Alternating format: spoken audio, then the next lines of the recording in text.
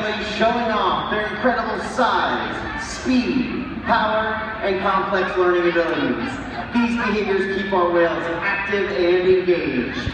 SeaWorld's killer whales have inspired generations to care for our natural world, and we are excited to share their story with you today. Killer whales are the ocean's top predator. They use cooperation and communication, not just size and strength, to take their place at the top of the ocean's food web. At the bottom are small animals, like krill. At the top, the apex predator, the killer whale.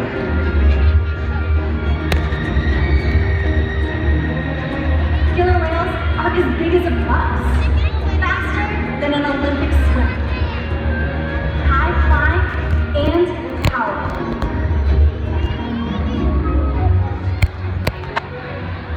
We're going to see all of that and more. These behaviors contribute to an environment that is full of enrichment. We spend days, weeks, months, years building relationships with our whales. This creates trust, and that allows us to do some amazing things. For example, when you visit the doctor, you present your arm to draw blood, or you step on the scale to see how much you weigh. It's much the same with our whales. Today, we'll see the whales moving together in unison. These synchronized behaviors strengthen social bonds and enable them to problem solve as a group. Working together as a team makes them the ocean's top predator. Scientifically known as Orcinus orca, commonly called killer whales. Here at SeaWorld, we like to call them Katina, Nalani, Malia, Trua, and Malia, our killer whale family. Malia, who you just met a moment ago, is the youngest whale at just 10 years old, and the oldest is Malia's mother, Katina, who is 44 years old. Katina is also the matriarch or leader of our pod. Now here at SeaWorld, our training techniques create a language between us and the whales. It's a language of learning through positive reinforcement, encouragement, commitment, and care.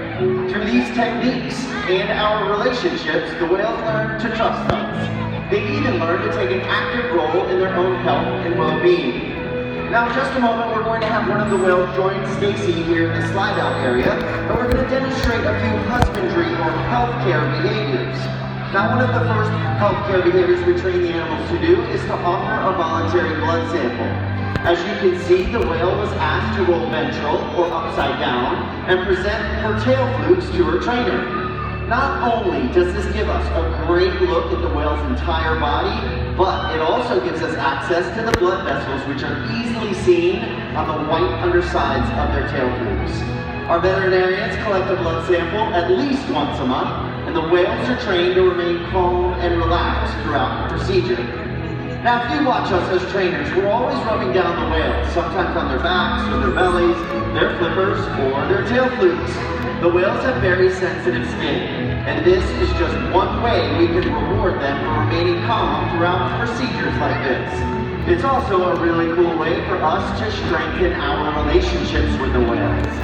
Blood samples are just one way we can make sure the whales are staying healthy. Another important diagnostic is weighing the whales. And we are able to do that by simply asking the whales to slide their bodies up and out of the water, but onto a giant killer whale size scale that we have in one of our adjacent pools. Now in just a moment, the trainers are going to step out of the slide out area, and we're going to use an underwater tone system, which is asking the whales to do that behavior. Just like that. Nicely done, ladies. Now, Nalani and Malia, hanging here on the side, weigh in at just about 4,500 pounds. Katina, on the other hand here, weighs in at 5,000 pounds. All of the whales are still growing. Now, you'll notice though that the portion of their body, from their dorsal fin to their tail flukes, is in the water right now. That is the powerhouse of the whale. It's called their peduncle. It's very muscular and very heavy. If we were to weigh the whales with their peduncle still in the water, we would not be weighing the whole whale. But we're able to solve that problem by simply asking the whale to raise their tails up and out of the water. training this posture enables us to ensure accuracy, so that we know the younger whales are growing properly and that the younger whales are maintaining a healthy weight. And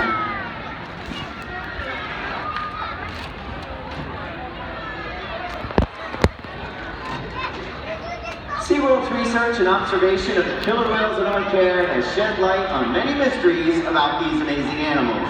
For example, we know that the gestation period of a pregnant killer whale is 17 months. That's information that would be impossible to gain in the wild.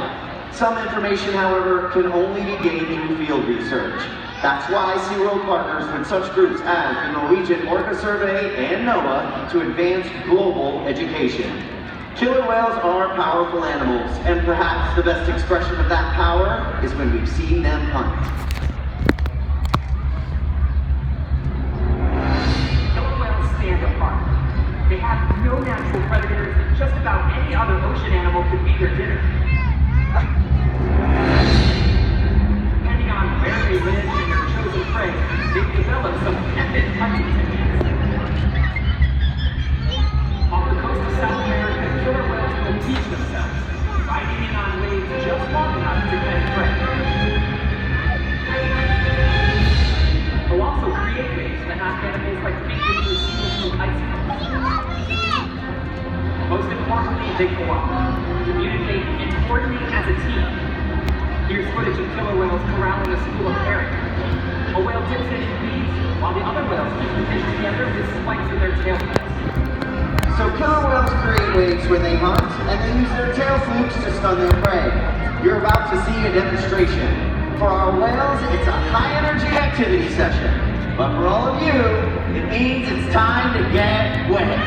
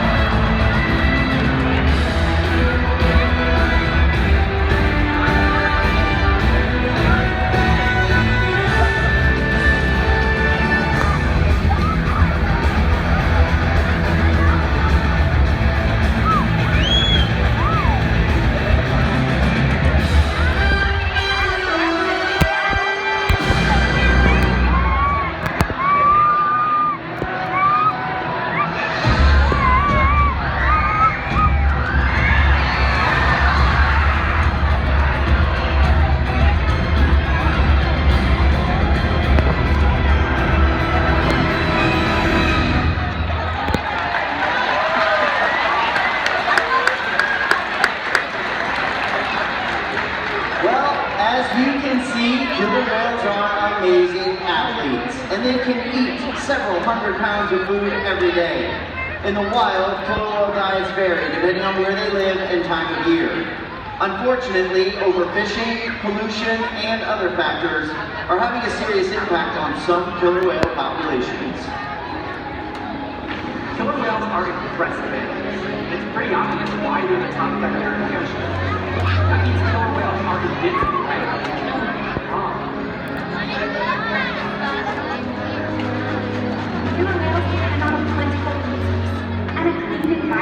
They're completely dominant, yet completely dependent. When it comes down to it, killer whales are not the most powerful animals in the ocean.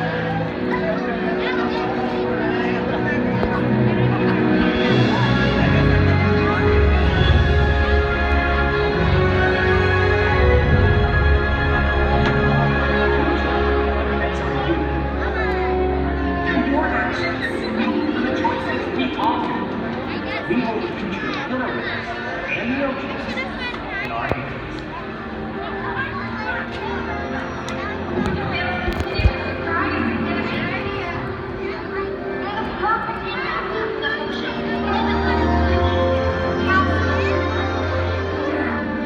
But still onward.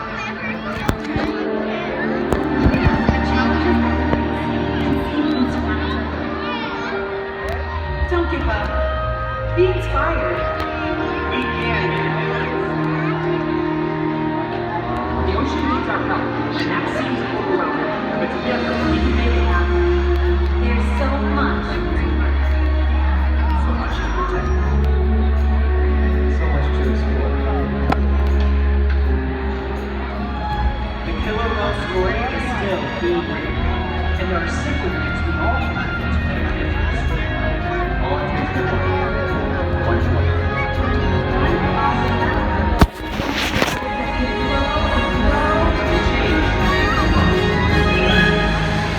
Together, we've got this. Yeah.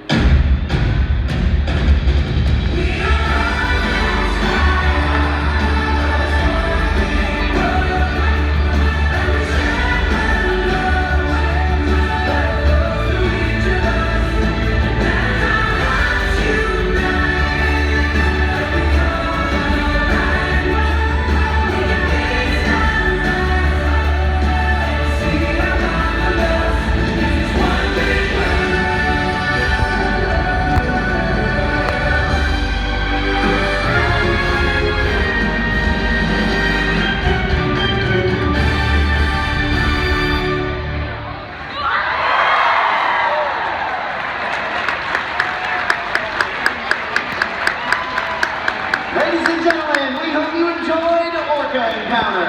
Now, as a reminder, we ask that everyone please remain seated. Now, this is going to go very quickly. We just need a little bit of patience and cooperation from all of you. The entire lower bowl, please remain seated. The upper bowl, we're going to start exiting one section at a time, indicating which sections by the colored flags that you see being positioned throughout the stadium. Now, once again, this is going to go quickly, we promise. We just need a little bit of cooperation. So upstairs, we're going to start. We've got a pink flag, we've got a yellow flag, green flag, white flag. Red flag's already coming down to the lower bowl, and we're going to get one more flag on this side in just a moment. Now, when those flags are upright, directly in front of your section, that's your signal. Gather your